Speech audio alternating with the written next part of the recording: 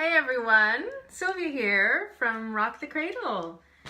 Glad to see you. I hope you're having a wonderful day and a wonderful week. Here in Montreal, we are having our first snowfall. November 16th is it, and already some snow. My kids were extremely excited about it. I can't say the same, but I'm going to be just because when we're more positive about it, I think that's the best thing.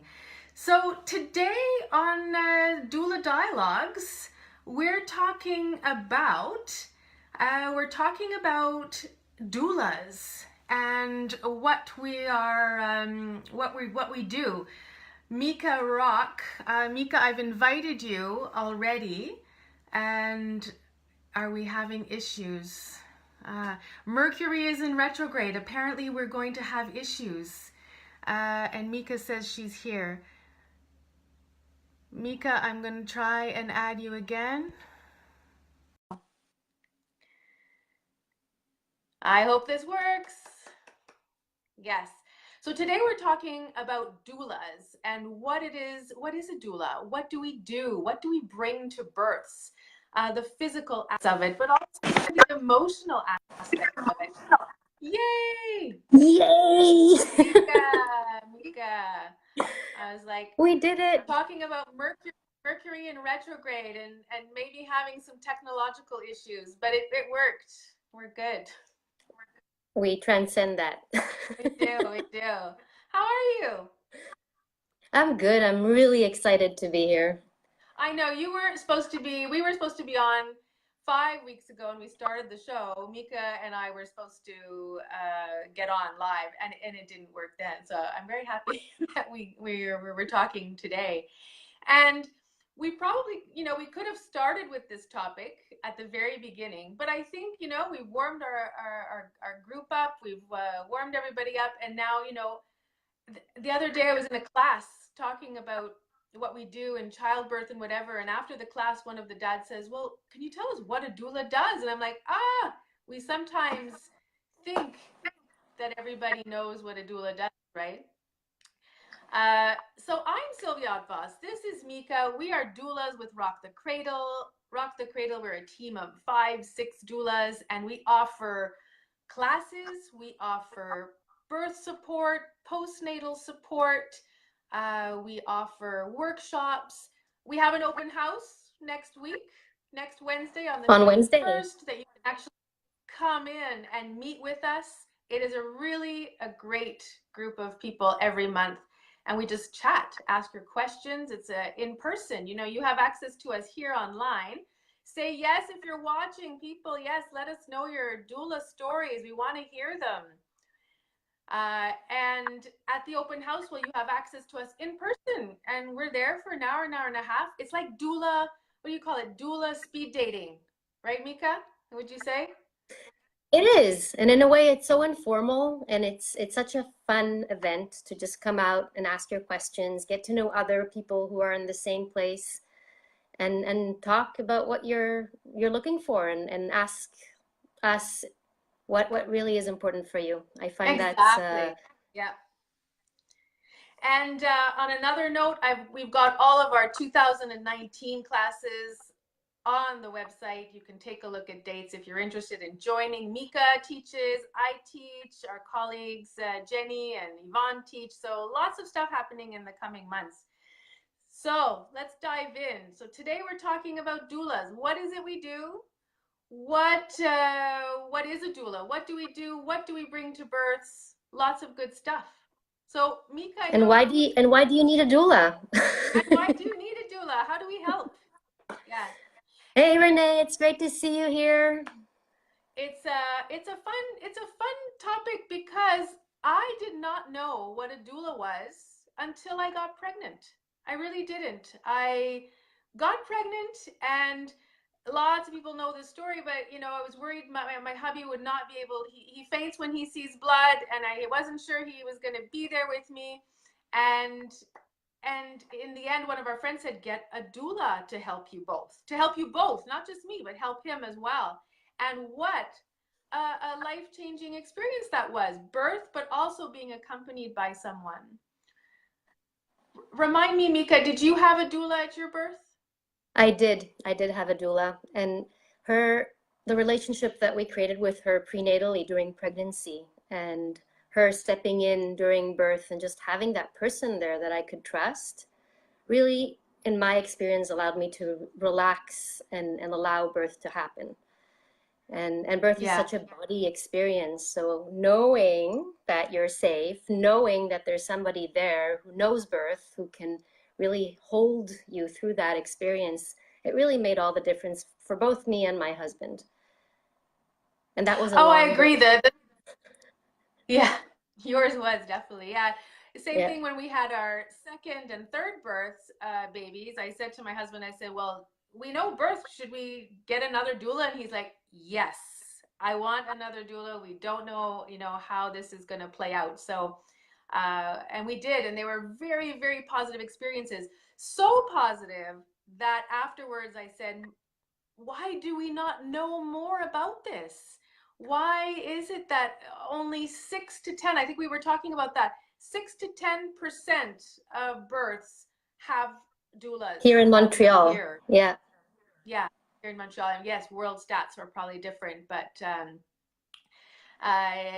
and it, which is not very many, which is, I mean, it is, but it's not at the same time. And I And think here that's we are because today. a lot of people don't know what it is, what we do. Yeah. And So that's why what? this conversation Yeah, is so important. it definitely, definitely. Dawn saying, "Oh, I'm watching you from personal page." Hi, Dawn. Let us know, Dawn. I know you had a doula. I was Dawn's doula, so yes, I know. Tell us, how was that experience for you, Dawn? And we'd love to share.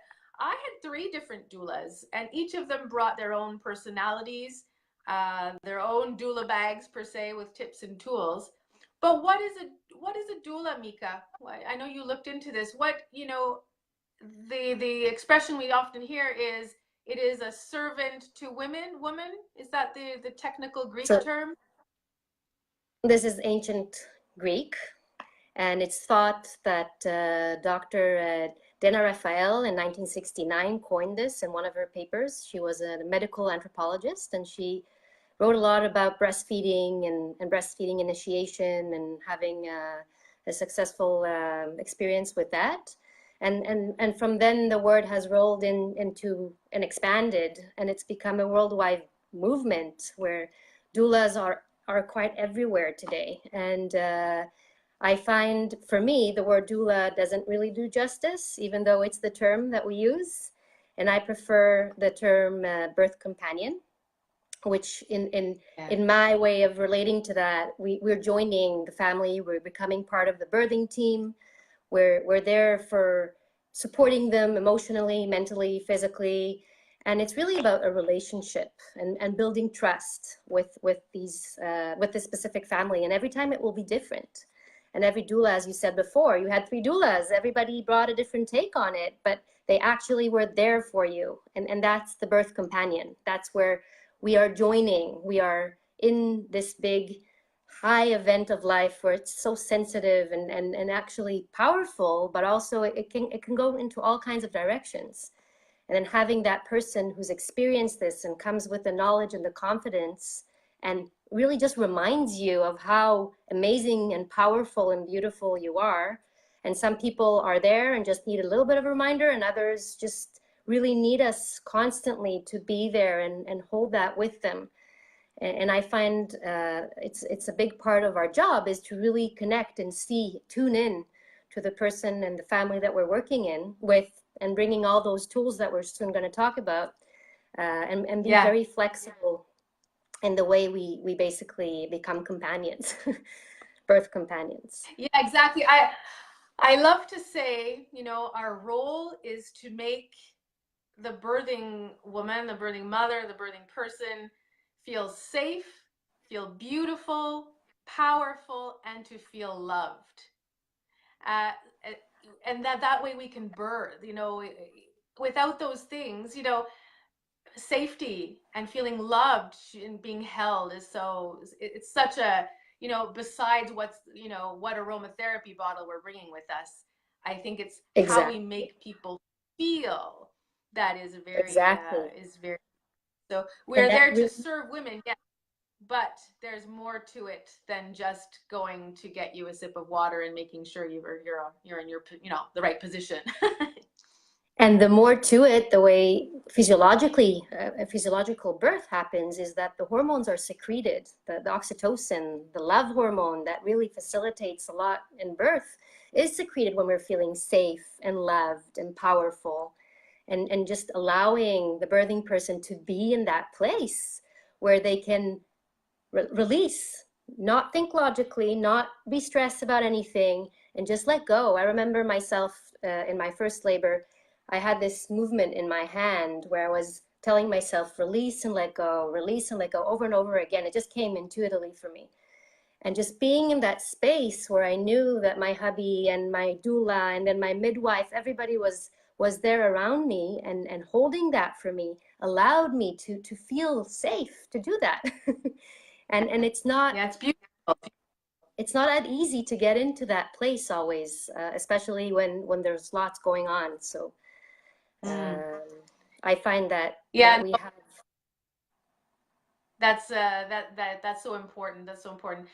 In a lot of the books, when you're looking up doulas, they often talk about, you know, three components. We give lots of information.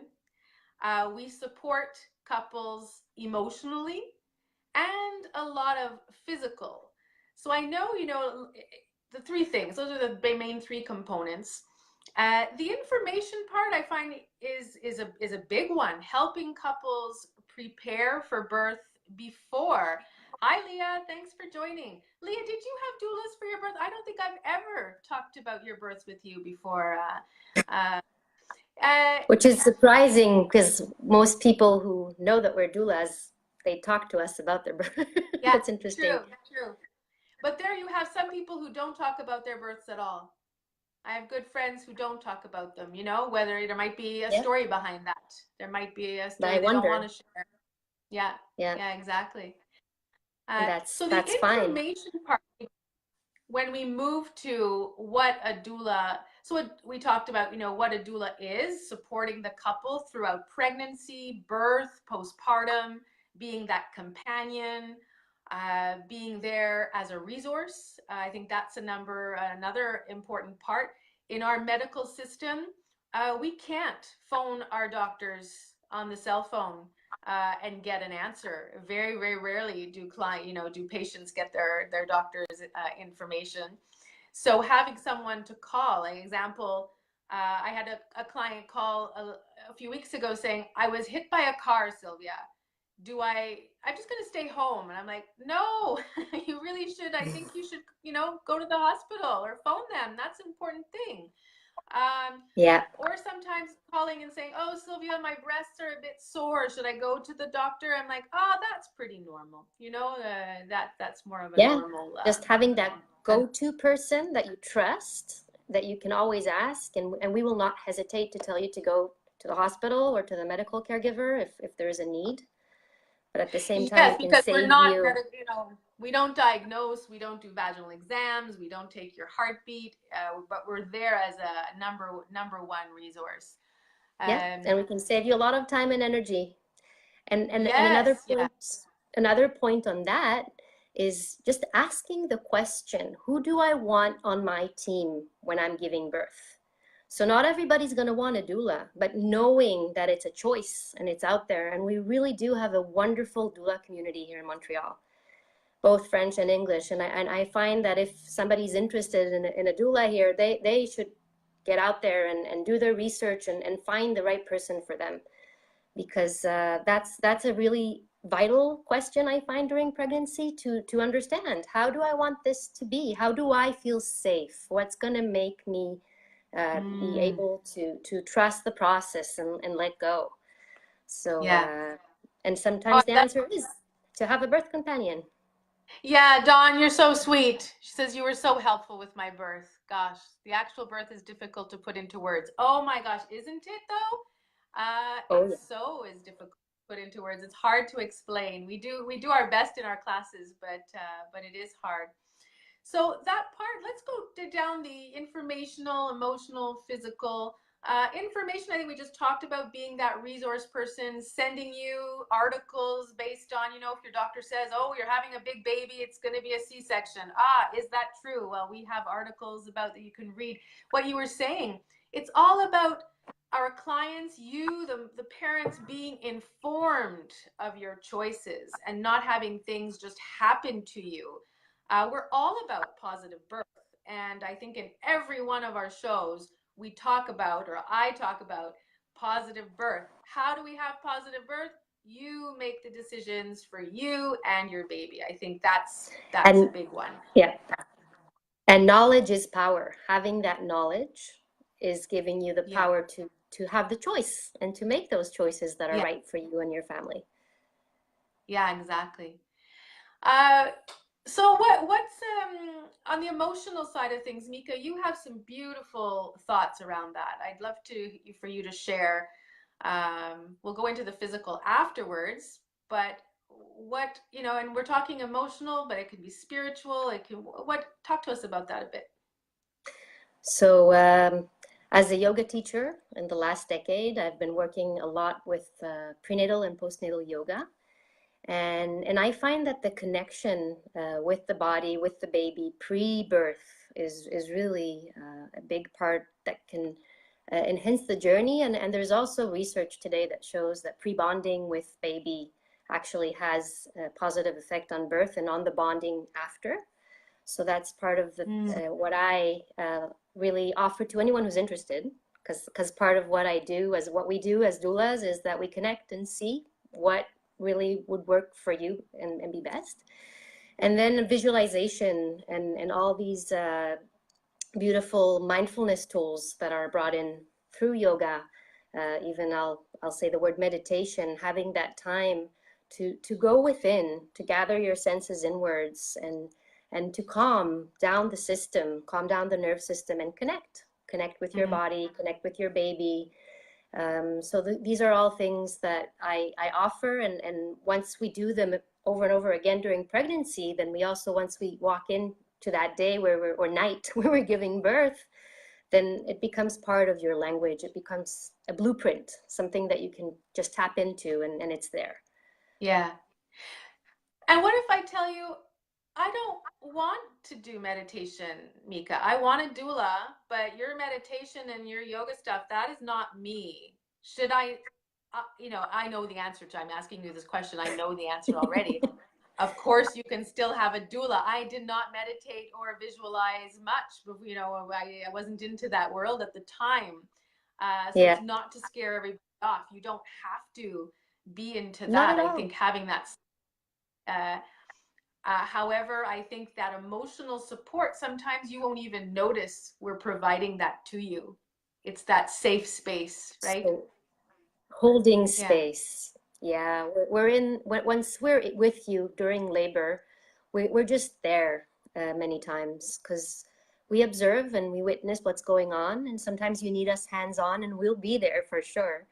But other times it's really about just seeing how well you're coping, or how well your partner and you are coping together, and just being that confidence in the room that the intensity that you may be experiencing or anything that is happening is normal. And just having that person that is constantly there with you. As doulas, we are with you from start to finish. And we are there to hold that confidence for you throughout labor. And if anything is alerting us, for sure we'll get the medical team. But many times, if we're all alone in the room and there's no one there to reassure us, those are the places that can set off a cycle of stress and fear and pain. And instead of being in a space where we can just constantly find what works for us to feel safe. So as doulas, we hold space. And when we say that, another word on that is that we just tune in and we see where you are, what you need. That's really what it means. Yeah, Jennifer. Hi, Jennifer. Jennifer writes that she originally wanted a doula for her partner, like I did as well. But in the end, I mean, the help She said, so I could concentrate on myself. Exactly. But when it came time to pushing, I was so thankful that you were there. Ah, so great. Yeah, and I mean, women, we're very strong in birth, but I think having that coach, that champion next to us saying, you can do this, you know, do it this way. Someone who's also protective of that birthing space, because we know that birth can take time sometimes, and we don't, Yeah. especially in hospital, where, you know, here in Quebec, 98% of births are in hospital, and they want things to move along. I mean, I'm not going to hide that fact. I don't hide it. There, you know, sometimes is an agenda, and we are there to protect your bubble. I think that's And protect your agenda and help you find the confidence to speak up when it's needed. And to really, the last birth I attended, it was really all about reminding her, asking her, when she got suggestions, is this what you want? And reminding her for her what was her pre-plan, and it allowed her to navigate and to really find. And this was a 26-hour birth, so she had a lot of opportunities to be reminded. yeah, And for her, this was a very empowering experience overall, because she could make the choices, even if in the moment her truth had changed from what she actually was pre-planning. She was present and there in the moment to make that new choice and understand what's true for her and her baby in the moment.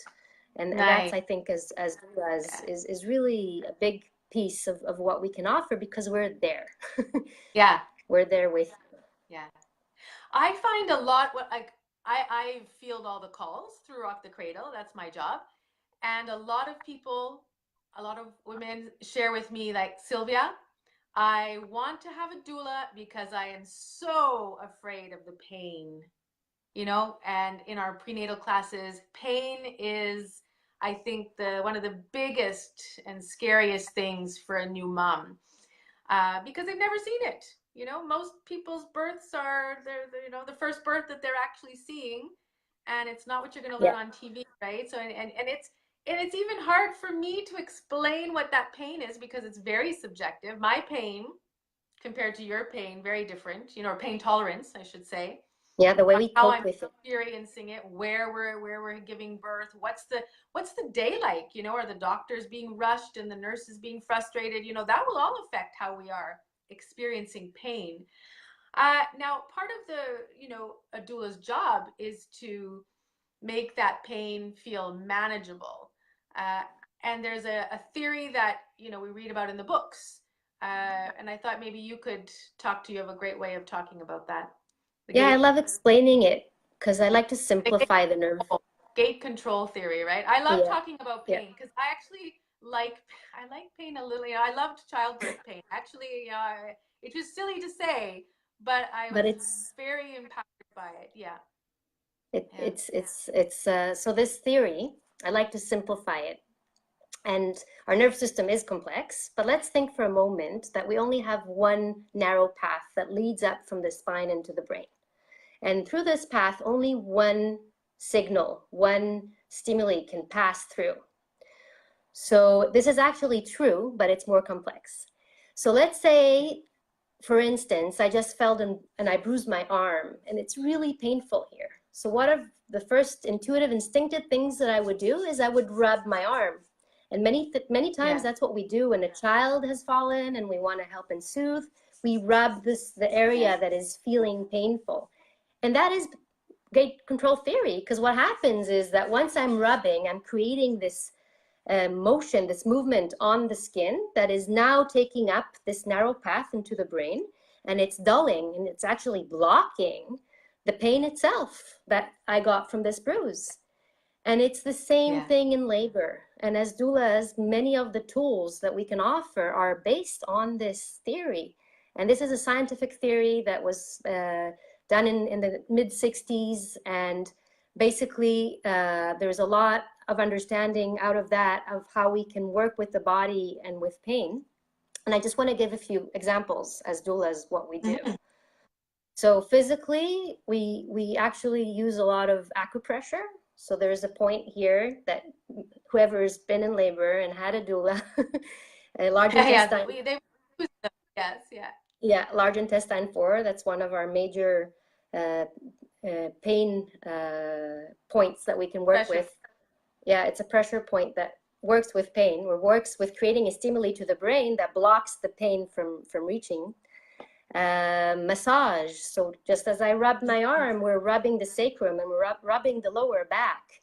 And the brain and the awareness focuses on that more than what it's focusing on the sensation of the contraction or the surge that is happening in that moment.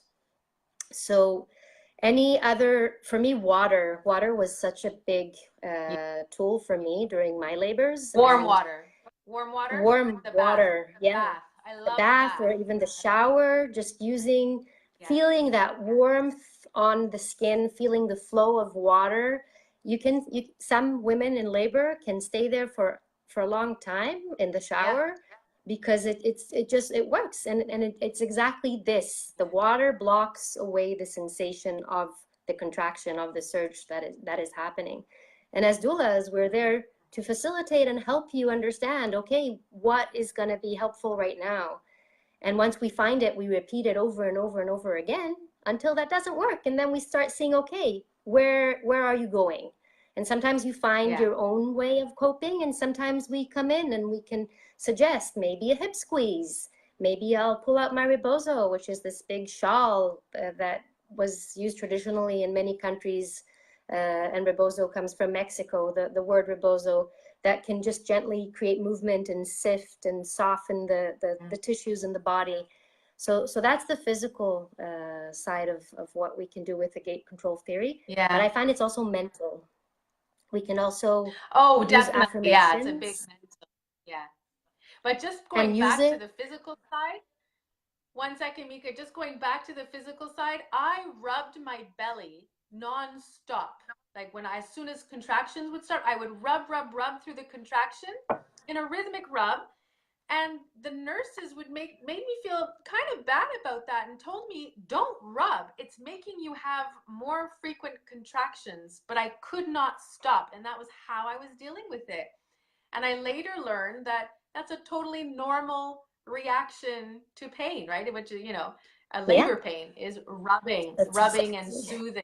And it was just a natural thing, but being told not to do it. And I tried not doing it. And just, being on the ball, I couldn't. I needed to touch. And I like, screw you, right? I'm going to do it anyway. I was like, yeah, this is what's happening. So a lot of that physical touch. And I have clients who, you were talking about the famous doula hip squeeze. If you've had a doula, you want to ask about the doula hip squeeze. They would just, they want that the entire time. They don't want you to stop. It's such an amazing, especially when you're having lots of back pain. Back pain. Yeah. What else it does open the outlet. It does really. The bones are so flexible at the end during labor. Relaxin is so active that really all the movements that the baby needs to go through, and we're pressing, creating more space for baby to move through and be born. So it's an amazing tool, hip squeezes. Oh, definitely. And touch. We're like, everything to do with touch. That being said, if you don't like to be touched, we're not going to touch you, and sometimes you just don't know until you are in the moment. Hi, Maria. Oh my gosh, and that's another thing. Maybe I'll just touch on that for a little moment is that we communicate. Yeah. The dialogue is open all the time. And sometimes there's just that gaze or that little word or that sound, hands off. And it's really important to know that you're the boss. You're leading this. You're the one who knows what's going on inside, what you need in every moment. And we're just there to really support you. Yeah, and I always say to spouses, don't take it personally. If they tell you not to touch them, just don't take it personally. That's just the way their body is dealing with labor. It's not an insult. We listen. Listening is such a big part of it. Well, I have, the doula bag, the famous doula bag. I bring it with me, but these are my tools often. The hands, lots to do with hands and massage and the physical aspects of it. What do I bring? I'm looking at my essential oils, are tools that doulas bring. What else? The rebozo you talked about. to do some sifting, belly sifting, music. I mean, people often bring music as tools. What you talk? You use homeopathy, don't you? I do. I have my Yeah. kit, which is Yeah, I I don't don't think a always lot of need people it. don't know what that is. Yeah. So I explain that to the basically the couples or the people that I work with. I explain what it actually is, and some people know it before. I find those are the people who usually want to use it, and then it's Yeah. I if it's needed, I bring it out. It's not always in need, but it's really a gentle way to support labor. And that's maybe one thing that's important. As doulas, we can offer all kinds of more gentle ways to support you. And it brings me to a topic that just recently I've really started to think about this in this way. I saw this podcast in EBB where she was talking about minimalism versus maximalism in interventions in birth. And just a short, because this is a whole topic of its own that we can talk about. But I find as doulas, we're not against any tool. We're not against any intervention per se. But we are bringing a lot of gentle ways to support you. So you may not really need all the other more invasive, sometimes medical tools that are out there. So it's I find that's really important to understand. Sometimes I work with clients who know from the beginning that they want to have certain interventions, and I totally support them in that. It's their birth. I'm there to help, and I find that it's important to have a doula, even if you know that you want an epidural. We can really support you and be there for you and facilitate. There are things that we can do during the birth and the labor, even if you've chosen to take an epidural, and if you take one during labor as well. We truly support every choice that you make. But if you want to try and have a physiological unmedicated birth, then we're there to really pull out all these different tools that you were just talking about and really remind you over and over again about your innate inner strength. It's yours. It's there. We're just there to constantly find ways for you to tap into that, to know that, to embody that. So that's a shorter version of this, because I can talk about this much longer. Oh, we can talk about it for hours, and we're already getting close to the end mark. But that's really important to tell people, is that doulas are not just for people who want unmedicated birth at home, right? Like we said, 98% of births are in hospitals, and a good chunk of them have doulas because they want that support during that time. In a place that is very busy, where there are interventions, and then they want someone to guide them through that all. And that's important because, gone, I think, are well, I mean, some people still think doulas wear long skirts and braids. Next time I'm going to put my braids on. Long skirt and braids and hippie, right? I mean, a doula, sometimes we think of them as hippies, but no. There are doulas with high heels and makeup and the whole, there's a whole shebang. There's a doula for every type of person. Exactly. Really, that's why you have to shop around. Just in our Rock the Cradle team, I mentioned at the beginning, we have four birth doulas, very different. Mika, you are your yoga experience. It's one of your main, big skills that you use. Ida, who was on before, she uses a lot of essential oils. She really likes to use those if her clients like them. I really like the hands-on support. So we're very, very, very different. Heather she's starting her training in Reiki, so very energy. I mean, we all use the energy, but she's actually going, furthering that knowledge. So there's a doula for absolutely everyone. Person. Yeah. And again, do you need to have a doula to have a positive birth? No. But we know, as a resource person, as someone who's experienced birth and seen a lot of births, it's a really important person on your team if you so desire one. I always say, the dads or the partners are there. The partners and spouses are there to love you and be there for you. And we doulas, we know birth. So it makes a good team, because sometimes the expectation of spouses is to be the doula, but they don't always have the tools. They don't always. And they sometimes have never witnessed or been at a birth. So for them, it's a first. Yeah. Any final thoughts, Mika, as we close up? What a great conversation about, it's so short, about what we do. I mean, we could go into, I think, everything and give a talk, a 30-minute talk on acupressure. We could give a 30-minute talk on homeopathy. We could really do that. And that's why we meet every week, Fridays at noon, different topics. Soon we're going to be talking with a nutritionist. She's coming on board to talk about babies and food and first foods. We're also lining up a colleague and friend to talk about intuitive birthing and intuitive parenting. So lots of interesting topics. If you listeners, if you have something that you want us to talk about, put it in the comments. Love to hear it. We get lots of views after this, and it would be great because we're lining up already for January some new topics. So any last words, Mika, on what it is you do? So just going back to that place, take time during pregnancy to ask yourself, who do I want on my birth team? How am I going to feel loved, supported, in a place of trust, so I can give birth my way? Lovely. Exactly. It's all about you. What do you want for your birth? And we're there to help you and guide you if you need it. Thank you so much, everyone, for joining. Thank you, Mika. What a lovely, great talk. I'm glad we got on today. Have a wonderful weekend, everybody. Enjoy the snow if there's snow where you are. And we'll see you next Friday at noon. Bye. Wonderful. Bye. Bye.